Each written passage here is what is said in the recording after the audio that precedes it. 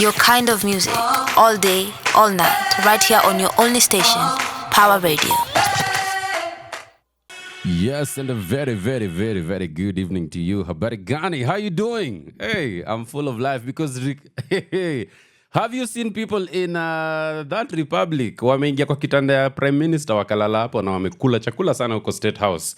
If you don't know what I'm talking about, today, you know, when we were getting into our Mandamano space, oh my God, where are my manners? Hi guys, how are you? Welcome to this show. This is Sheria Dive right here with me, James WaNjeri, where we talk everything legal. But today, of course, it's a beautiful day for democracy because our lovely, lovely people, brothers and sisters in that country called Bangladesh, have said enough is enough. And their president, I think their prime minister has been there for about 15 years.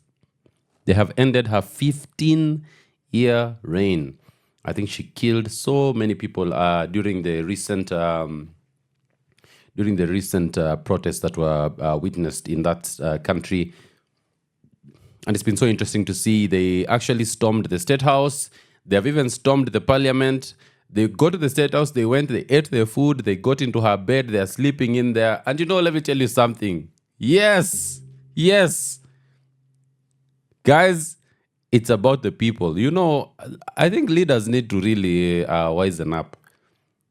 The world today is a place where people actually demand to be governed in a way that recognizes their inherent value, in a way that recognizes their inherent dignity, and in a way that respects them. I think those days of leaders lording it over people, those days are long gone.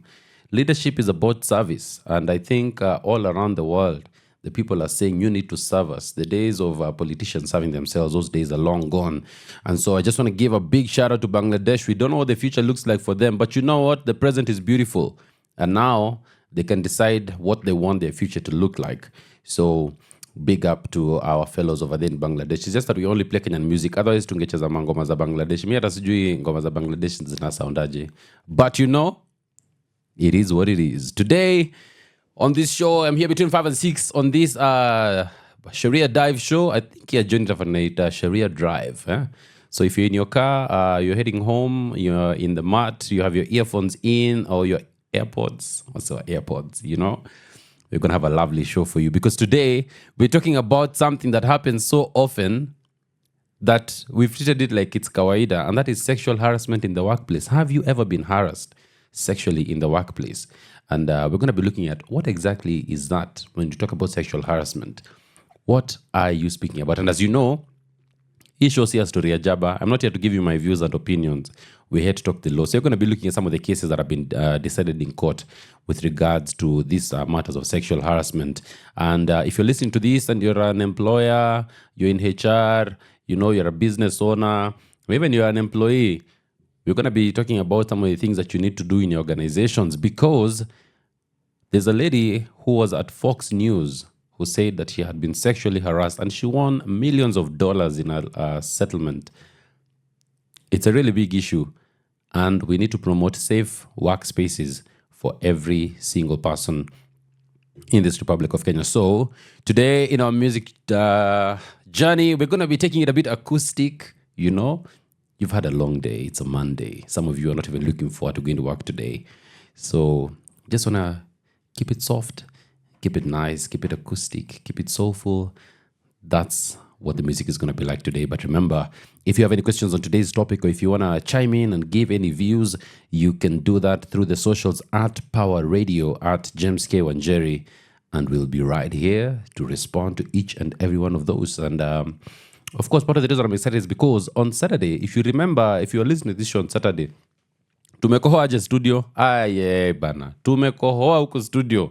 But today I'm happy to report that I have overcome that bad and nasty flu that I had, and I'm much better, and I thank God for that. So let's get the music, and then when we come back, we begin a deep dive into what exactly is sexual harassment. Let's go. Your kind of music, all day, all night, right here on your only station, Pawa Radio. And of course, that's Shad Mziki. Shad Mziki is a Kenyan artist. And in that song, he's talking about Sheria Dive. Anasema apigwe busu tena. I don't know. It's the beginning of the month. Huh? Is there anyone who's just feeling like they want to go back for closure? That's Shad Nziki for you. And of course, a very big up to Shad Kiprono as well, who's been one of the leading lights as we talk about matters to do with Occupy Parliament and financial accountability. Actually, he's been reviewing a lot of the loans that Kenya has. But anyway, moving away from that, now, sexual harassment. What exactly is sexual harassment and what does that mean? Now, according to a report I read recently, it says that 4 out of 5 women in Kenya have been sexually harassed in one form or the other. Okay? And it also actually gets worse at work, leading to the creation of unsafe spaces at work. And we're going to be looking at how does this manifest itself. Now, if you look at Section 6 of the Employment Act, the Section 6 of the Employment Act says that an employee is sexually harassed if the employer of that employee or a co-worker. So that's important to note, that to experience sexual harassment in the workplace, it either has to be one, the employer, or a fellow employee, a co-worker. Okay? Now, number one, they directly or indirectly request you for sexual intercourse, sexual contact, or any other form of sexual activity that contains an implied or express. Number one, there's a promise of preferential treatment in employment. If you give me those things, I will give you this promotion. Basically, that's what's happening there. That there's a promise of preferential treatment. I'll treat you better. I'll add your salary. I'll move you to a better department. I'll give you more flexible hours.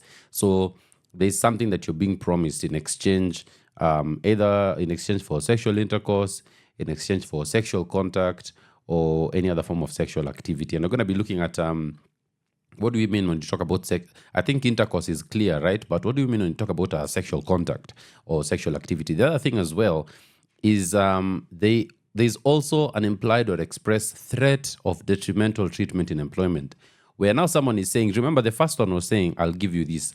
The other one is saying, if you don't give me that, then this will not happen to you. Okay? You'll not be able to progress in this office. You won't get that promotion that maybe you deserve. You won't get that raise. Oh, I'm going to fire you. All those things. I'm going to take you through disciplinary. So there's a threat. Give me or. Okay? Then number 3, there's also a threat about the present or future employment status, where your employment is now being put on the line. You do this or you lose your job. Remember, the other one was, I'll change how things are in this employment space for you. But in this case, we're saying they actually threaten you about the present or future employment status of your work as an employee. Sawa. But then number 2, one of the ways the Employment Act speaks about sexual harassment is saying that it also occurs when someone uses language, whether written or spoken, of a sexual nature. This one, I think, itakula millennials sana, because we're very liberal in how we address each other. We're going to be looking at some of those examples. What are some things you can actually tell someone in the workplace that will be considered to be sexual harassment? Now, when you look at what international instruments, like you have the International Labour Organization, what are some of the things they've said? They've actually expanded sexual harassment to include unwelcome, determined behavior, okay? Whether direct or indirect, such as physical contact and advances, a sexual advance, a physical advance, sexual favors, sexually colored remarks, showing of pornography and lewd photos, and other verbal and nonverbal conduct of a sexual nature that is unwelcome or humiliating to the person. And this can be male or female. I remember there's a lawyer who went to court because she was terminated by her employer. And the reason is because there's this guy in the office he would call baby boy, my lollipop. But the guy said no. And she was terminated. And so it was one of those questions.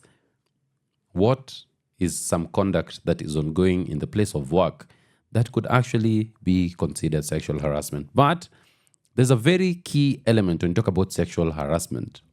To determine what harassment is, it has to be behavior that, number one, is not acceptable to the other person. Okay? It has to be unwelcome behavior. The other person has to say, no, I do not want to participate in that. I do not want to do that thing. If that is not there, then there is no harassment. Because remember, there has to be someone who's complaining and saying, I do not like this. So it has to be, yo, this makes me uncomfortable. This is being said. I do not appreciate it. And I would not want to be part of something like that. So that is what we look at when we talk about cases of sexual harassment. So it can be, as well as we've said, it can be physical conduct, it can be verbal, and sometimes it can be non-verbal. So let's look at some of those examples. Physical conduct, of course, it has to be physical conduct of a sexual nature. Remember, the sexual nature is why it's sexual harassment. There's harassment and there's sexual harassment. So physical conduct, we are talking about touching. We're talking about sexual assault. You're talking about rape. Did you know that rape actually occurs in some of our workplaces? Yeah. So that, even when you talk about things like a strip search. Now, a few months ago, there was something that came up in the news. And what they said was, there are these ladies who work at a tea factory, okay? Now, at the tea factory, they had bins that would be set aside for different kinds of trash. And they also had a specific area where you could dispose sanitary towels, okay? So one day, I think one of the supervisors discovered that someone had disposed a sanitary towel in the wrong bin, okay? Do you know what they did? They called all the women and forced them to take off their clothes and their panties to establish who was on their period so that they could know who was a guilty party who threw the sanitary towel in the wrong bin.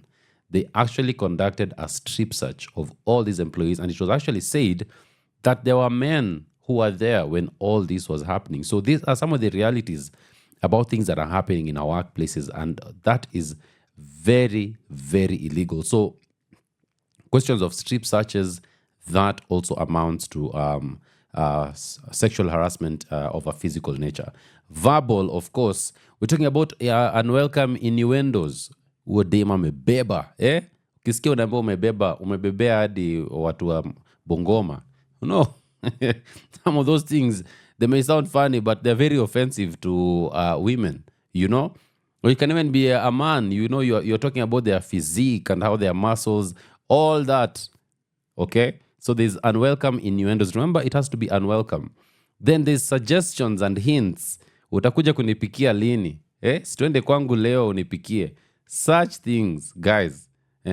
Sexual advances. Then sometimes comments with sexual overtones.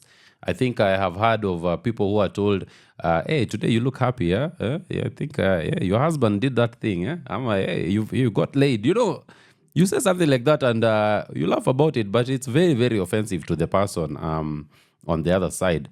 Or we talk about sex-related jokes or insults, or maybe unwelcome graphic comments about a person's body. You know, you're talking about a person's body, you're talking about their boobs, you're talking about their bum, you're talking about their arms, you're talking about anything, you know, that is a comment made about their body and it's directed towards them. It's unwelcome and it's inappropriate, because remember, the workplace has appropriate communication and there's what you call inappropriate communication.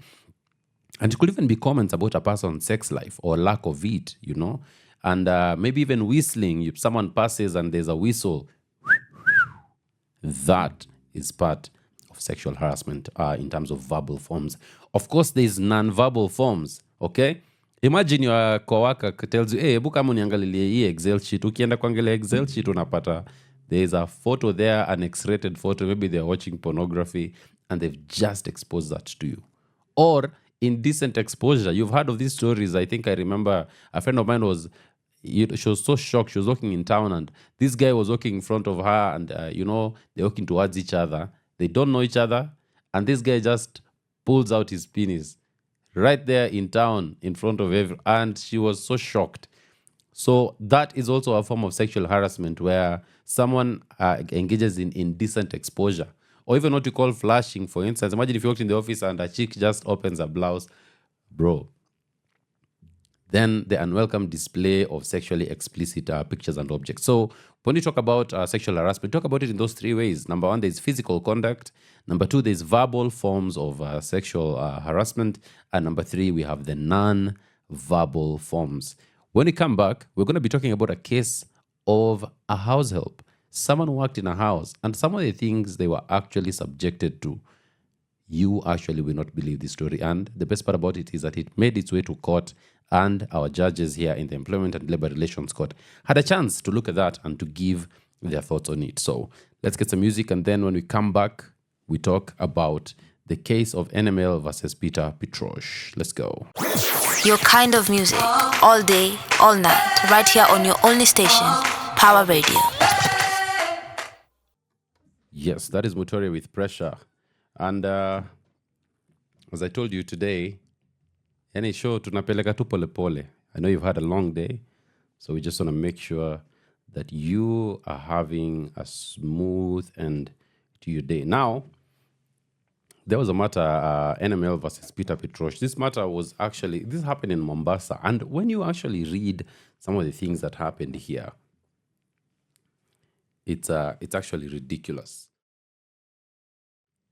Now, according to the employee who was a female, she said that she worked as basically as a house help, and she was paid 10,000 per month and worked from 7 a.m. to 7 p.m.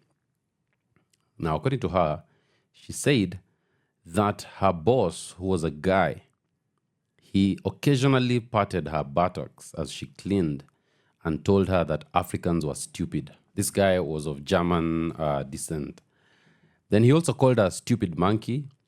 He told her that Africans overeat and that she had become fat. On other occasions, he touched her breasts, asking her if she had become pregnant. Then he also commanded her to bathe before she went into his house. And while she bathed, he took videos and pictures of her. Now, on several occasions, he demanded that she has sexual intercourse with him, and would also call her and demand that she watches pornographic movies with him. Now, according to her, on one occasion, he asked her to take a cup of coffee to his bedroom. When he was done with the coffee, he called her to retrieve the cup. She found him naked. He had covered his penis with a coffee cup. He asked her to retrieve the cup. On another occasion as well, he called her into his bedroom and he was making love to his wife. And he demanded that she watches him making love to his wife so that when his wife was gone, she would know how to make love. That is the story of what she actually went through. And of course, beyond that, she also spoke about how when she would be late, he would deduct she would deduct her salary and would go ahead and really punish her financially. And of course, she was under a lot of pressure because also of the sexual nature of some of the things that he was doing against her. Of course, the court began by noting that under Section 6 of the Employment Act, those actions would fall under sexual harassment because, number one, there was a request for sexual intercourse. Number two, there was sexual contact. He was touching her bum. He was touching her breasts. He was also making comments about her body and, putting a cap over his penis and telling her to, come and pick it. This is what the court said. On sexual harassment, the claimant gave the following evidence. Petrosh patted her buttocks as she cleaned and told her Africans were stupid. He called her a stupid monkey. He said Africans overeat and she had become fat. She also added another incident of sexual harassment, alleging that she was supposed to kiss him after work. If this did not happen, he would deduct 300 shillings from her salary. And the court noted that she was not clear whether this rate of deduction was daily, weekly, or monthly. All right? Now, the interesting thing about this case is that the employer, this Mr. Petrosh, He actually participated in these proceedings in court. The only thing that he said was a lie was the allegation about being video recorded. He said, I never recorded her video. And this is what the court says. Even assuming there was no truth in the claimant's allegations about being video recorded, where is the challenge to her other accusations, which were just as grave, if not graver? He does not deny calling her a stupid monkey and an overeating African. He does not deny touching her buttocks and breasts. He does not deny demanding to have sex with the claimant. He does not deny covering his penis with a coffee cup and asking her to retrieve it from his penis. He says nothing about inviting her to watch him have sex with his wife so that she could learn to do it with him while his wife was gone. And the court said that the evidence of serious sexual harassment, gender and racial bigotry passed unchallenged. Now, one of the things as well that the court considered is the aspect of making reference to her body and telling her that, she was overeating and had become fat. And the court said that Petrosh suggested to the claimant, now this was the employee while cross-examining her, that she drank a liter of milk every day. His partner, his wife, testified that the couple wanted to know how the girls used food and drinks. The girls got angry and left employment. He did not deny that he demanded that she showers before she started her duties every morning. And the court found that those pieces of evidence corroborated her complaint relating to overeating, being fat, and mandatory bathing. The court accepted the evidence on sexual harassment as being truthful. Now, I know this actually sounds like it's ridiculous. Can that actually happen in the real world? Yes, it does happen in the real world. And another case you're going to be looking at is a case of a guy who had decided that in that company, if you're a woman and you want to be promoted or you want to move ahead in life, you have to actually have intercourse with him. And it is something that the women had come to accept and would often whisper among each other. If that guy calls you, just know this is what he's calling you for. Now, why is sexual harassment such a big problem? It's because, number one, the court found that no other form of sex discrimination violates so many fundamental rights. Remember that as a person, you have the right to life, liberty, and security of the person. Okay? Now, the Article 5 of the United Nations Universal Declaration of Human Rights states that no one shall be subjected to torture or cruel, inhuman, and degrading treatment or punishment. Now, the International Labour Organizations, the Committee of Experts, listed examples of sexual harassment in their 1988 General Survey and included insults, remarks, insinuations, and inappropriate comments on a person's dress, physique, age, or family situation, a condescending attitude undermining their dignity, unwelcome invitations or requests that are implicit or explicit, whether or not accompanied by threats, lascivious looks, when someone looks at you with intention, or any other gestures associated with sexuality, unnecessary physical contact such as touching, caresses, pinching, or assault.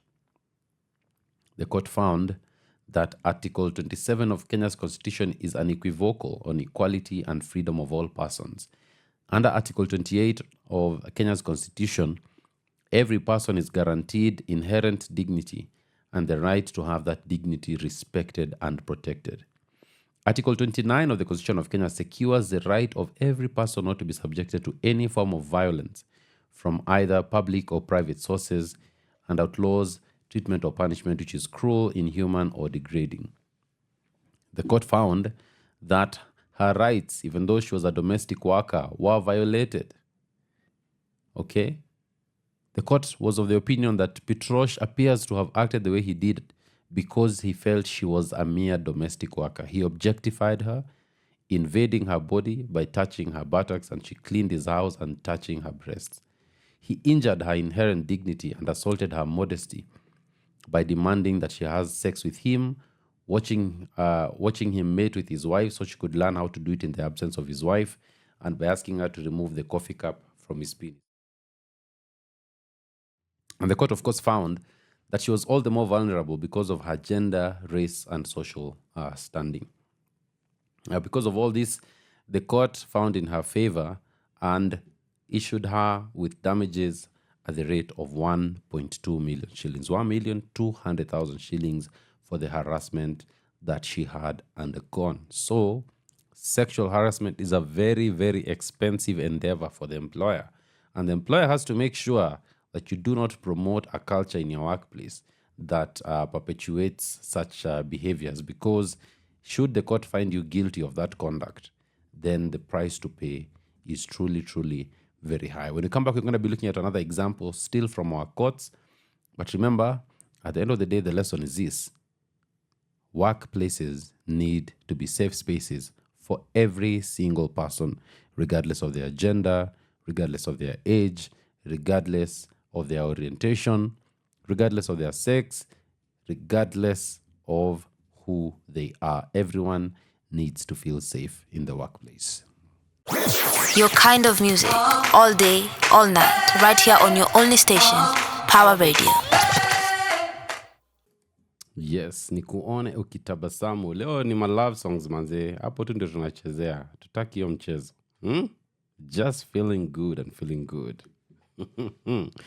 Fantastic. Now, we're talking about matters to do with sexual harassment. How should questions of sexual harassment be dealt with? How should employers actually go about dealing with cases where an allegation of sexual harassment has been made? What does the law expect as a bare minimum? Now, one of the things you need to realize is that when it comes to sexual harassment, one of the requirements for an employer is to ensure that when another employee comes and claims you are sexually harassed, you have to make sure that you handle the matter in a very confidential manner. You do not reveal the name of the complainant until your investigations are complete. Okay? You cannot go and announce to everyone else and tell them, this person is being accused of sexual harassment, or so and so has accused so and so has accused this other guy of sexual harassment. No. You keep it confidential so that you can go ahead and deal. You can go ahead and deal with the matter in a very confidential manner. But the person who has been accused needs to be informed, okay? They need to be informed about what they have done so that they can also be given a chance to actually go ahead and give their defense or say, this is what happened or this is what did not happen. And then all that is considered. And after that is done, then you can go ahead and issue that decision as you take them through the disciplinary process. Now, one example where an employer dealt with the sexual harassment, or rather with a case like this that ended up being a sexual harassment claim, was in cause number 1979 of 2015. This was between JWN and Securex Agencies Kenya Limited. And this was a very interesting case because the claimant was a female employee who was assigned to provide guarding services at a place known as Nakumatt Junction Mall on Gong Road. She was paid 472 shillings per day.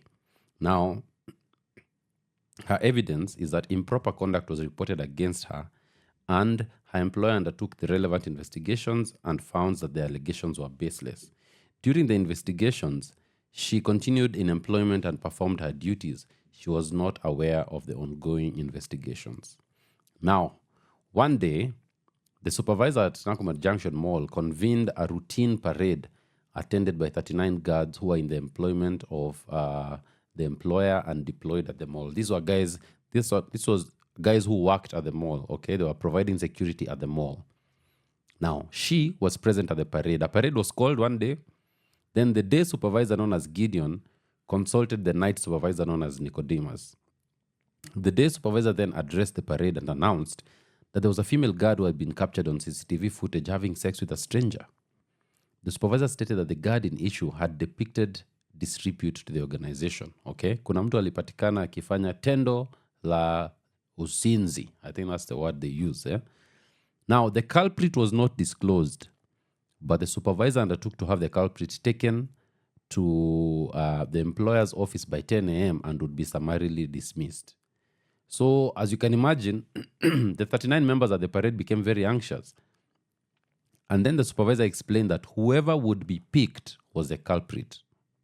And he also stated that the culprit was a person of loose morals. The parade was then dismissed and members proceeded to their respective areas of employment. The claimant, who was a lady employee, worked as usual, but a colleague inquired from her if she knew who the culprit was. She said she did not know. Further, another lady known as Christine was brought with the aim of relieving her at her workstation. So it's like, imagine if she was at the gate at the mall. Christine comes and she's told, you take over this job. And then the employee now was told, report to the office, and then you'll find there's a car waiting for you to take you to our office, our head office, where you are going to answer some of the questions. Okay. Now, she prepared to leave, just the way the supervisor had said, but the manager, one Kanyora, directed her not to leave the station. She was then assigned to work within the mall, but in an area ordinarily and exclusively guarded by male employees. Okay, so there was an area only for male employees. So first she's taken from her station. Then she's put on a station where only male employees work. Okay. That day at about 4 p.m., the manager, HR officer, and the day supervisor arrived and called her aside and asked her if she was aware of the sexual relations affair. They informed her that the same had been captured on CCTV. She requested to see the CCTV footage which recorded the alleged sexual escapade to verify the allegations. So the manager, the human resource officer, and the day supervisor went to the back room recording devices. They then left without informing her what had transpired. The next day, the day supervisor mentioned that the employee had been thought to be the culprit in the alleged sexual escapade and further announced at the parade that the allegations were untrue. Now imagine, just listen to what has happened here. They call her, they tell her, they call her privately and tell her, it must be you who did this thing. Then she says, okay, show me the CCTV. They go to watch the CCTV, they leave her behind. Then they tell her, no, they don't even say anything to her, they just leave. The next day, a parade is called. Then the supervisor says, let's imagine this person is called Mary, for instance. The supervisor says, we have done our investigations and Mary is not the one who had sex in the mall. Okay? And this is said in front of all the other employees. So while you're saying she's not the one, why are you announcing it in front of everyone? Because remember, they had said the one who will be pulled aside is the one who has actually done it. And of course, the court recorded that the next thing that happened is that she was emotionally drained and she immediately went into sobbing. She told the supervisors that there was need to verify and authenticate information before communicating it to third parties. This was happening right at the parade. So anyway, the parade dispersed and she reported to her assigned place of work. The next 2 days, she was on off duty to attend to personal matters and she was granted permission. When she came back on the third day, she reported on duty and the day supervisor informed her that the mall property manager did not want her to work at the premises. She was then deployed to serve at an area where only men ordinarily assigned to serve. The employer assigned Christine to take over her position at the mall and she was told that she would be allocated another duty station.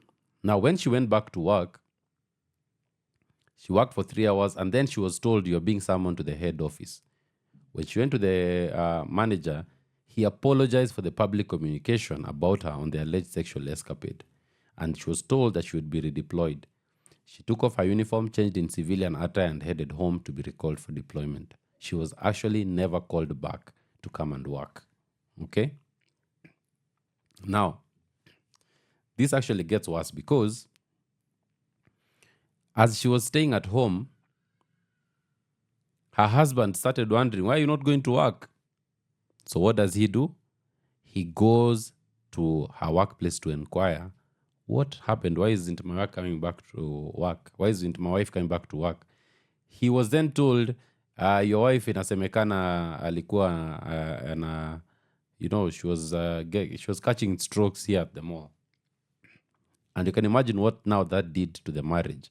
Because while he was being told this by the other employees, the supervisor was saying, no, it was not true. We had suspected her, but she was not the one. So, of course, she said that she felt very, very victimized. At an individual level, she felt victimized, okay? And it also affected her home relationship, the relationship with her husband. She was humiliated. Her feelings were hurt. She lost self-respect. Her dignity was lost. She lost self-esteem and confidence. And of course, her subsequent vulnerability at work and family levels. And the court considered all that and said, you have actually been sexually harassed. The fact that those allegations were made against you and in the manner they were made, the court awarded her 1 million shillings for that sexual harassment. And the lesson here is key, that when we are dealing with questions even of suspicion of sexual harassment or suspicion or that someone has engaged in something, you have to be very, very careful in how you deal with it, because anything you do has to be done in the best interest of the person. You cannot do it in a way that violates their dignity. You cannot do it in a way that invites certain comments about them. You cannot do it in a way that makes them feel that their, if it's their reputation, it has been dirtified. If it's a question of their workmates, they can no longer work with their workmates. So employers have a duty. When a claim for sexual harassment has been made, you have a duty to investigate and get to the bottom of it. And if the evidence is there, then you proceed to deal with that as a disciplinary issue, and the parties are called and a hearing is conducted, and then a decision is made. Of course, anyone who's ever faced sexual harassment at work, it's just important to note that the law is actually against that happening to you in the spaces of work and in the places where you are, okay? And there are protections that have been afforded. There are protections that have been provided for you within the organization. Remember, if you have more than 20 employees, you're required to have a sexual harassment policy so that people are able to know what type of conduct is expected of them and what conduct they should not be engaging in. All right? Ladies and gentlemen, it's about that time. It's about that time when we come to the end of this show. We're talking about sexual harassment today. If you have any questions, remember, you can post them online. You can tag us on @Pawa Radio @James WaNjeri. We'll be able to see that and to respond. We'll be able to look at those questions and to see if we can be able to just answer some of those questions so that you are more knowledgeable, because that's why we are here. We are here, and our work is to ensure that at all times you know what the law says about you and about the things that influence your life. Asanteni sana. Have a lovely evening and a lovely rest of the week. Remember, this show also happens on Saturday. We'll be here on Saturday between 1 and 3 p.m. I hope to see you here. Be safe and avoid that homa. There's a homa that's going around that is very, very nasty. But I pray that you will all be in good health. And of course, nane. Your kind of music, all day, all night, right here on your only station, Power Radio.